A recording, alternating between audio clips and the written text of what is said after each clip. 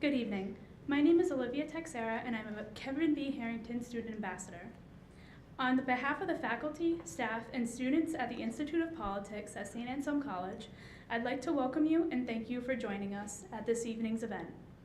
The Institute's mission is to engage, educate, and empower citizens of all ages to actively participate in the civic and political life of their communities and strengthen democracy. The Institute is nonpartisan and does not endorse political issues or candidates. Before we begin our program, please turn off any cell phones or other devices that may make noise. Tonight's speaker will be opening the Institute's Fall Speaker Series to discuss his work as the co-principal investigator on the Public Mapping Project, a project to encourage public participation in redistricting. Dr. Michael P. McDonald is an associate professor of political science from the University of Florida and a non-resident senior fellow at the Brookings Institute. He received his PhD in political science from University of California, San Diego, and Bachelor's of Science in Economics from the California Institute of Technology. He has worked for the National Exit Poll Organization, consulted for the U.S. Election Assistance Commission, and the Pew Center for the States. He has worked as a media consultant to ABC, NBC, and is frequently quoted in the media regarding U.S. elections. Following Dr. McDonald's remarks, we will have a brief question and answer period. Ladies and gentlemen, please welcome Dr. Michael P. McDonald.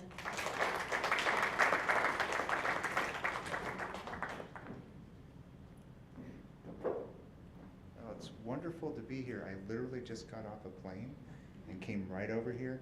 For some reason, the plane would not pressurize. So yeah, they had to fix that before they take off. So anyway, so this is work that I've done with colleagues, and I'll introduce them a little bit later on as to in their contributions to the work.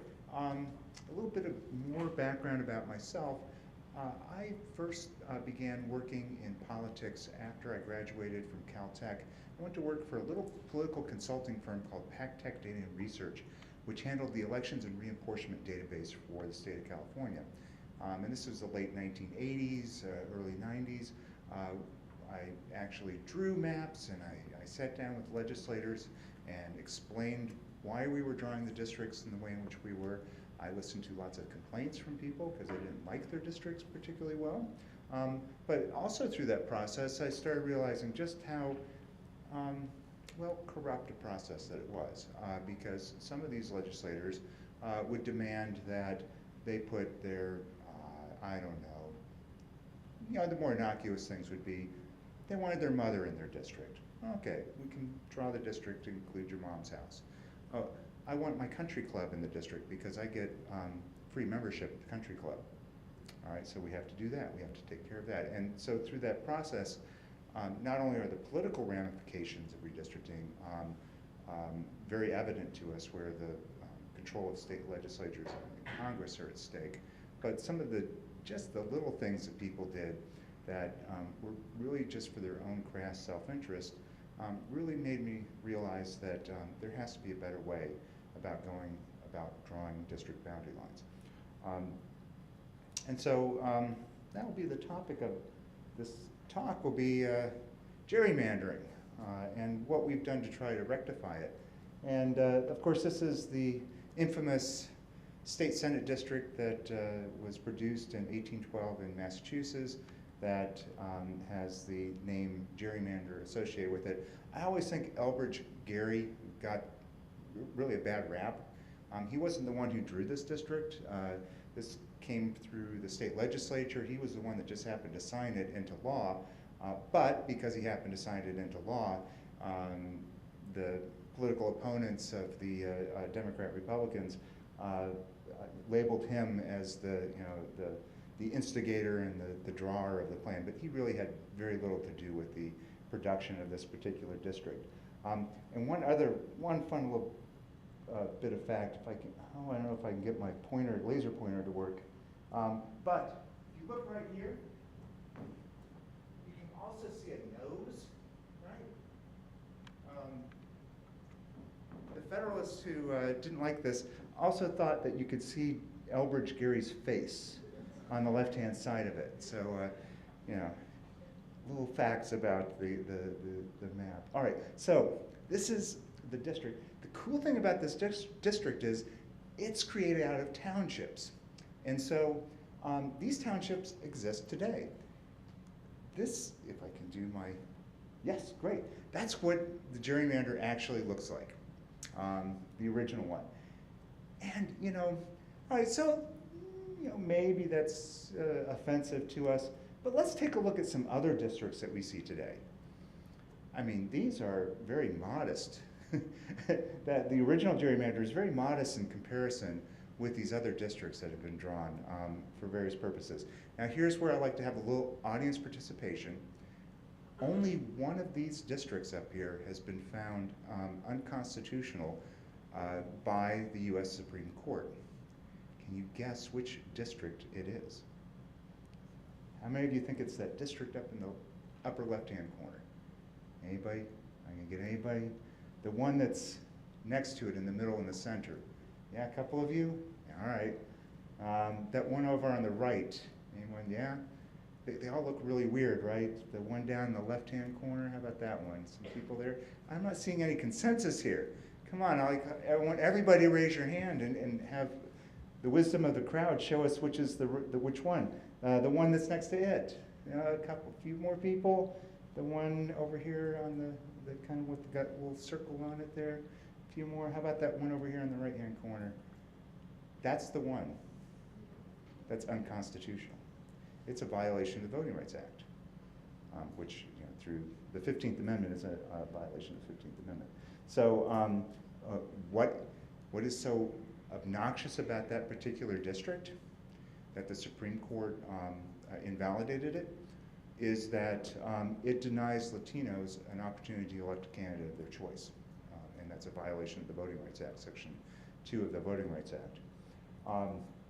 The other districts, some of them actually have been invalidated by courts, but state courts, so, you know, it was a little bit of a trick question, the way in which I framed the question. But that one district that's the second to the right from the lower left, that long, skinny one, that's the Florida 5th Congressional District that the Florida Supreme Court found was a violation of the state constitution. And the one up in the upper left, I worked for the plaintiffs in that case, and we overturned that district as a racial gerrymander. It went to the Supreme Court, but this was right when Scalia had passed away, so there was a 4-4 division on the court, and they opted to just let the lower court's decision stand. So again, I'm like playing some technical words with you that U.S. Supreme Court never really affirmed or disaffirmed that district up in the upper left-hand corner. One of the districts that I'm very proud of is the district over here on the upper right-hand corner. I worked for the Arizona Independent Redistricting Commission as a consultant, and I had a hand in drawing that district. Now, what's really weird about that district, you know that little neck-like thing that's very, very thin? That's actually a district that's following the Colorado River as it goes through the Grand Canyon. Wow, right? Why is it doing that? Well, that area over on the right-hand side, that's a Hopi Indian reservation. And if you know anything about Arizona, the Hopi are surrounded by the Navajo. They don't get along very well. In fact, during the work of the commission, the Hopi decided to have a peace festival, and they put a totem up on what the Navajo thought were the Navajo land. So the Navajo came along with bulldozers and bulldozed over the peace totem. It's one of the reasons why the commissioners of the Arizona Commission said, you know what, I don't think we can put these groups in the same district. And so the solution here, because again, the Hopi reservation is completely surrounded by the Navajo reservation, was to connect the Hopi to the rest of this district on the western side of the state through the Colorado River. And I can go on, I can tell you stories about every one of these districts. And what I really want you to come away with when you look at this is that shape isn't everything. What's really important about a district is what it's intended to do. In some cases, like here in the lower right-hand corner, that's a district that exists under the Voting Rights Act, and it has an intention of electing a Latino candidate of choice in South Texas. That's important. Now, that district over there on the left-hand side, in the lower left-hand quarter, that's a district that was designed just to protect an incumbent, which the Supreme Court has said that's an okay thing to do. They haven't ruled against it. But that crazy district is in Illinois. It existed in the last decade. And it takes just about every Democrat that you can find in downstate Illinois and puts them into a district so that you can elect a Democrat in that particular district. And again, I can go on and tell you all these stories, but the main takeaway is that we really need to think about what the politics are and not necessarily the shape, although the shape's kind of important too for a lot of what we think about reform. So why does shape matter, or why does the intention matter behind the districts? Imagine that this is a state or whatever. We have 20 white circles and 16 blue circles, and I want to create 4 districts.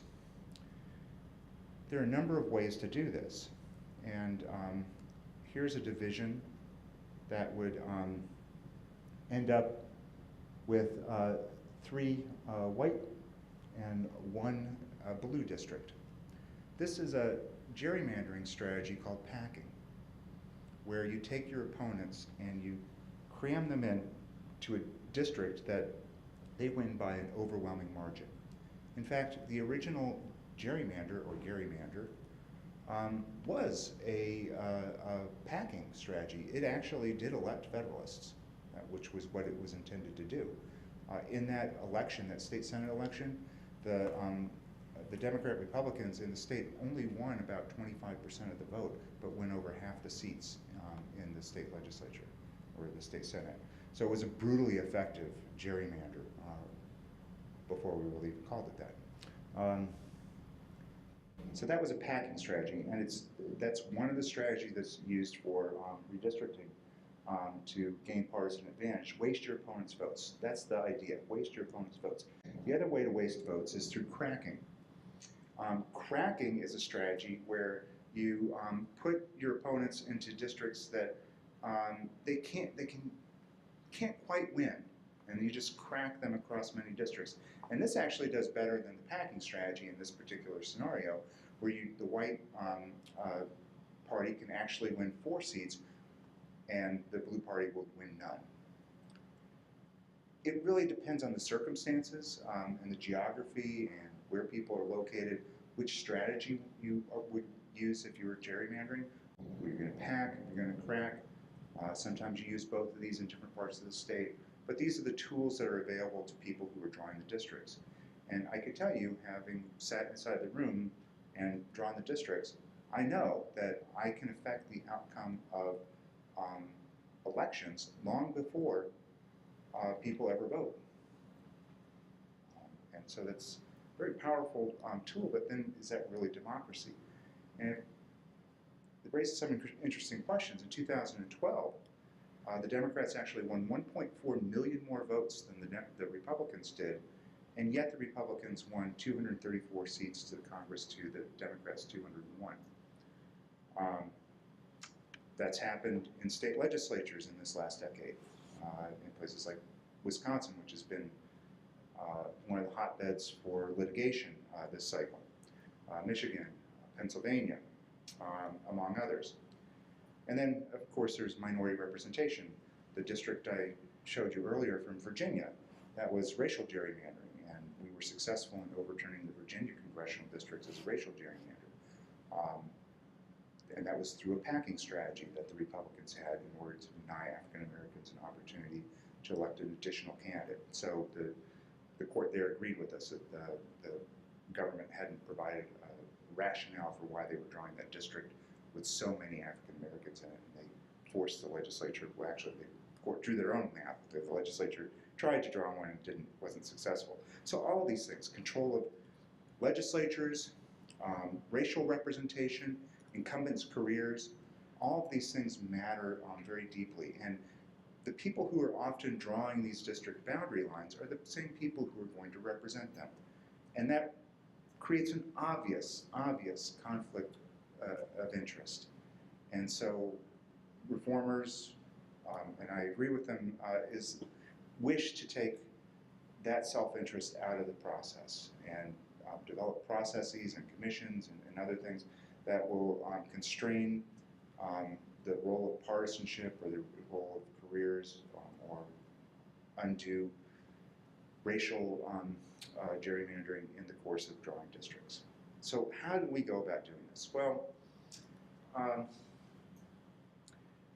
my colleagues and I, a good friend of mine, Micah Altman, who's now at MIT and is a data librarian there, he and I, back in last decade, said, we'll create an automated redistricting program. We'll let computers solve this problem. And we'll just have computers do it, right? Because that should be a very easy thing to do. And we stumbled into the same problem that people had stumbled on back in the 1960s. All right, so this problem has been around for a while. People have come up with solutions, and those solutions don't really work very well.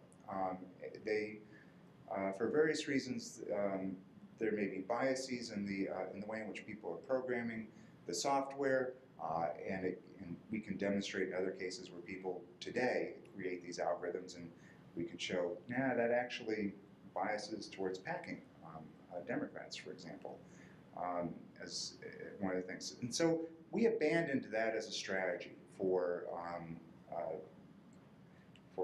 coming up with alternative plans.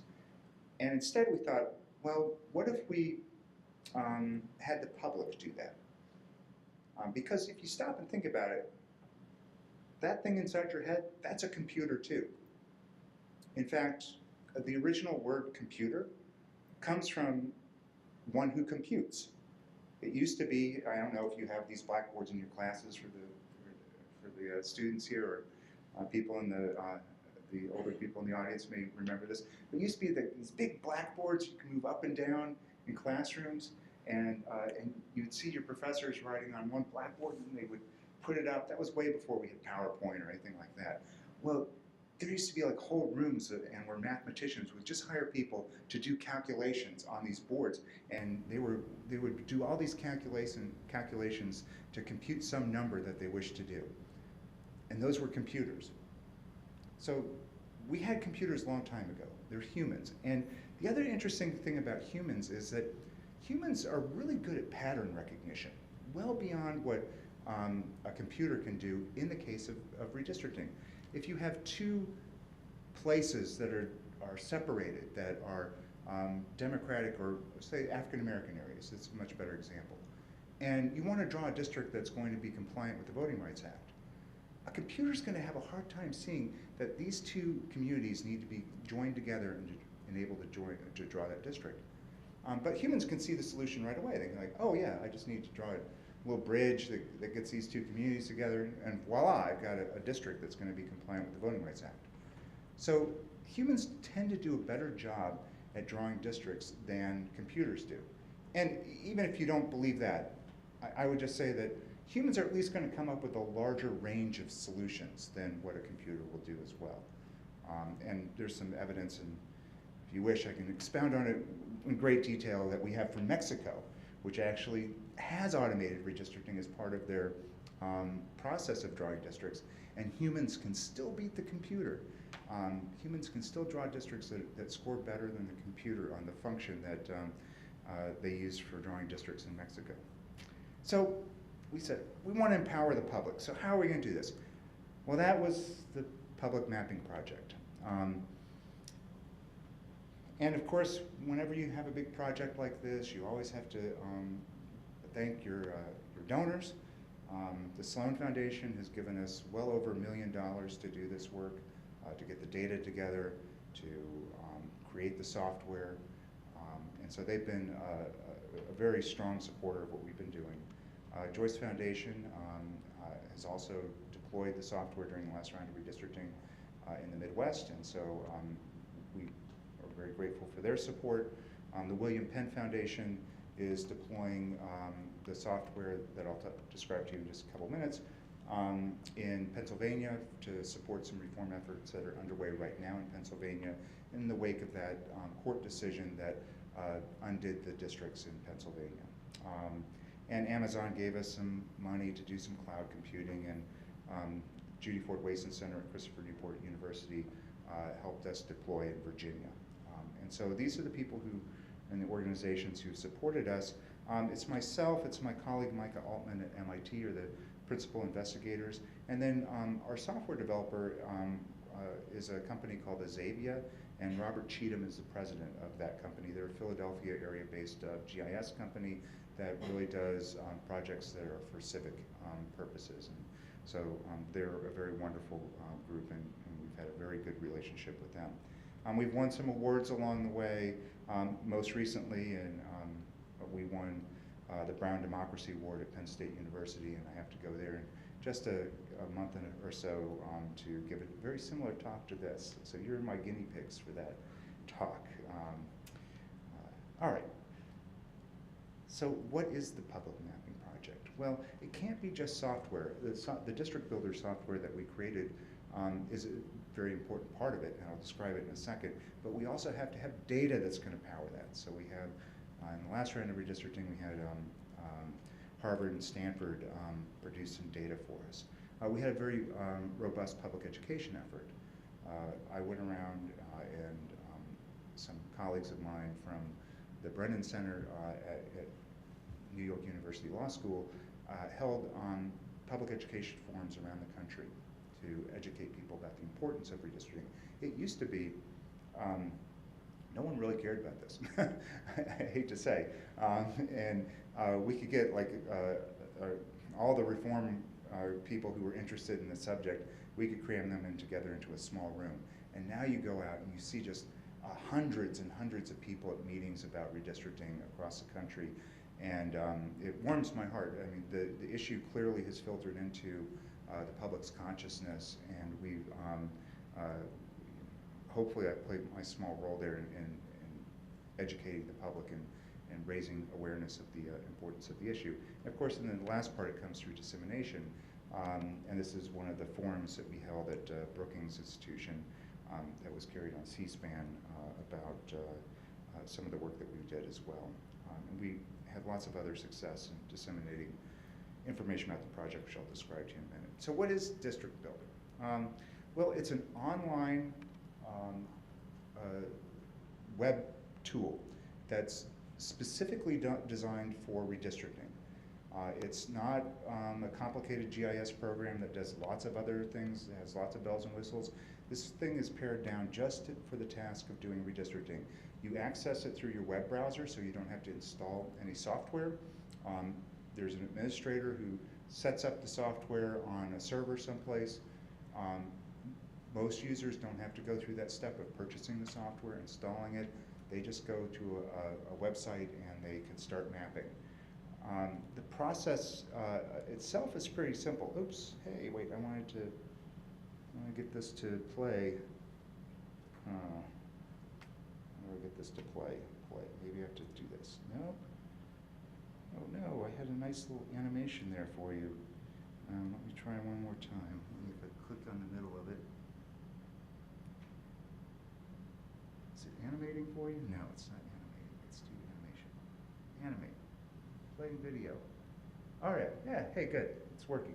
So what you do is you zoom into an area that you want to draw in, and it's really simple and intuitive. You just click on a piece of geography that you wish to move to one district to another.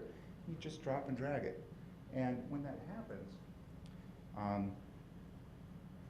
those statistics on the right-hand side actually are updated live. So in this case, we were successful at creating a district that had equal population, and you would continue doing that process.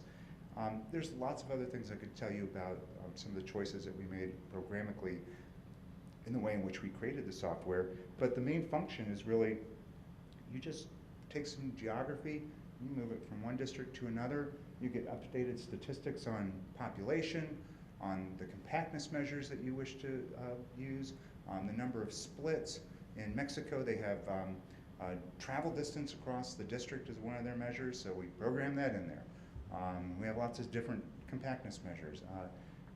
And all of that's there available so that it makes the task a very simple and straightforward process for even novice users and novices to redistricting.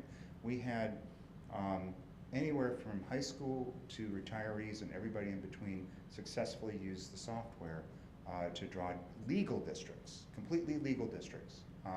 And that was something that at the very outset, people, some of the naysayers said that wasn't going to be possible, that the lay people could not draw the districts. We need the consultants. And I've been paid lots of money to do that consulting, so I appreciate the sentiment that only the really skilled people can do it, but that's not really true. And so we had lots of success with that, and I'll tell you about some of the ways in which we deployed the software in a second. We also have data right now. This is data that we've got that we're doing data prep for the 2020 redistricting cycle. So we're collecting up precinct boundaries, we're merging that with election data. We've already started releasing data. We've got 11 states that we've released data so far for the 2016 election, so that we're going to have that data ready to go when we get around to 2020. So that's an effort that's something that we have to do now. Oh, this was actually, this is the data. This is the software. If you wish to see the District Builder software, it's open source. It's on a site called GitHub, and you can download the whole source. It's there for inspection. We even had one city council or city administrator in Burlington, Vermont, of all places, download the software. He did it, his local redistricting using the software. We didn't even know until he started asking us questions about some of the things that he wanted it to do. All right, so and there's the data that we've released. And then the public education component. These two on the left are a couple of the publications that we produced. One's called The Citizen's Guide to Redistricting, and it's kind of a primer on redistricting. It's still available through the Brennan Center. I know they're going to update it again for the next round of redistricting, and so if you need it as a resource to learn about redistricting and get up to speed, that Citizen's Guide, I think, is a wonderful resource. This website on the right-hand side is a website called All About Redistricting, and it's maintained by Justin Levitt, who used to be at the Brennan Center and is now a law professor at Loyola Marymount in Los Angeles. And he tracks all of the legal activity that's happening around redistricting, and there's a lot of it. And so you can go there. If you want to know about a court case, you want to see all the documents that were produced for that court case, that All About Redistricting site has that information for you. So there's lots of information there that we've produced to help inform the public. On the dissemination side, we released versions of District Builder in various locations around the country. And one of the coolest things that we did were redistricting competitions. So the idea was that a reform group would have some goals that they had in mind that they wanted to promote, and they would use the software then in a way that allowed people to draw districts, and then whichever districts scored the best on those criteria that group wished to promote, they would win prizes. And there were competitions in Arizona, Michigan, Minnesota, Ohio, New York, Virginia, and then the city of Philadelphia did one too, because Xavier is located in Philly and they wanted to do one. We're going to have another one soon in Pennsylvania as well. And so for some of you who would be really interested and excited to draw districts, there's a way you can actually make some money doing this. Some of these prizes were like $5,000, so it was not not a small amount of money.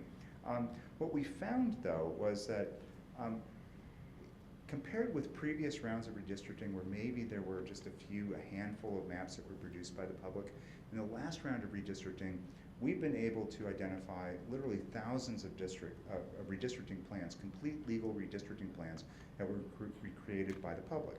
And that opened up the menu of options, at least, that we could see on the possibilities of drawing districts. because redistricting actually turns out to be a really, really, really, really hard problem. I can't put enough reallys in front of that, because literally there are more redistricting plans that exist than there are quarks in the universe for a just modest-sized state. I mean, let that sink in. Quarks in the universe. I mean, when we think about the permutations, that's why computers can't be the only solution. We need to have humans involved in this process. We saw a couple orders of magnitude more districting plans were drawn, and it really transformed the story, because it's one thing for a reporter to come to me and have me explain, pointy head academic explaining redistricting.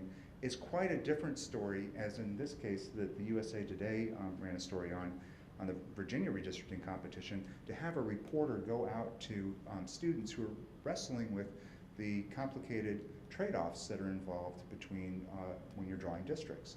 And having that reporter have just an ordinary person explain that and explain the thought process and in nuanced ways. And so we changed a process story into a human interest story. And at the time we didn't really appreciate what we were doing, but in retrospect, this was one of the reasons why we had news coverage everywhere where we had these competitions.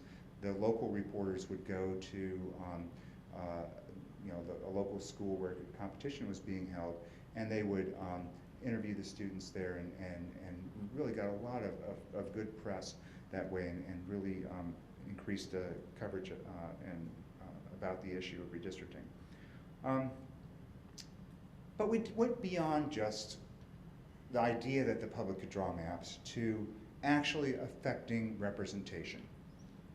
So most places, I would say, the public would draw a map, we'd have a winning map from a competition. In Virginia, those were actually submitted as legislative plans, as bills. We had sponsors there that were willing to do that. But the people who were actually in charge and in control of redistricting said, thank you very much, and then they went off and gerrymandered. They completely ignored those plans. But in Minneapolis, where we had deployed the software to support a competition at the state level, we also re-engineered the software. It wasn't very hard to do, so that you could do the local city council redistricting in the city of Minneapolis. Minneapolis in 2010 had adopted a commission through a ballot initiative in the state. And they had 10 commissioners who were citizens drawing districts for the first time. They bought a desktop commercial redistricting program, and the 10 of them could not gather around one computer and draw districts in the office. But they started using our software because it was easy to use. They could do it at their home, they could do it in their office, and there were 2 community groups that also began using our software. One was a community group that represented Latinos in the city of Minneapolis, the other Somalis. And if you know something about Minneapolis, you know that there's a very substantial Somali population that's been resettled there as part of the refugees from that country. And so these community groups drew districts for their communities using our software. And there are some sharing features. If you draw a plan or you draw a district, you can share that with other people and say, hey, I think I got some good ideas here. How about you take a look at my plan? And that's what the commissioners in Minneapolis did.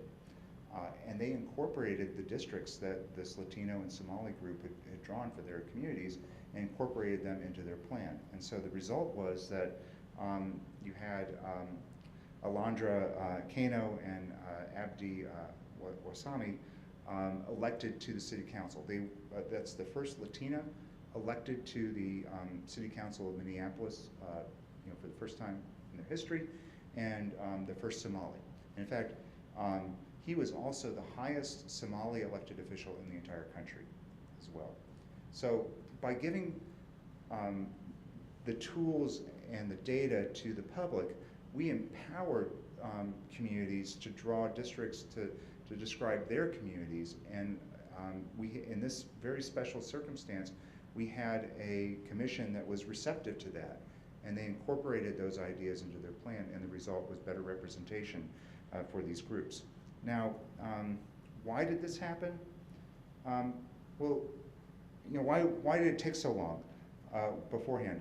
Well, there was a cracking strategy that was going on with these communities, and we can show this. This is the Hispanic population in the Hispanic area of the district, of the city.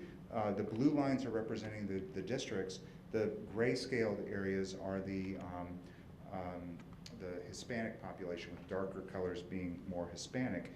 And this was how the Ward 9 district existed before the redistricting, and only had 17% Hispanic population in it.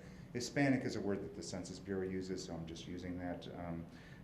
So just understand why I switch between Latino to Hispanic. But after the redistricting, and after they adopted the plan that the community group had drawn, that district went from 17 to 37% Hispanic. And that's why it was possible for this district to elect a Latino or Latina. And the same thing happened with the African American population, the Somali population in Ward 6. Before the redistricting, it was 26. The community was split between various districts. And then after the redistricting, it was now 45% African American, and enabled that community to elect a candidate of their choice. So really powerful things when you that affect representation, actually leads to people being elected to represent these communities, that can happen when we get the public engaged in this way. We can also take a look at all the plans that were produced by the whatever source.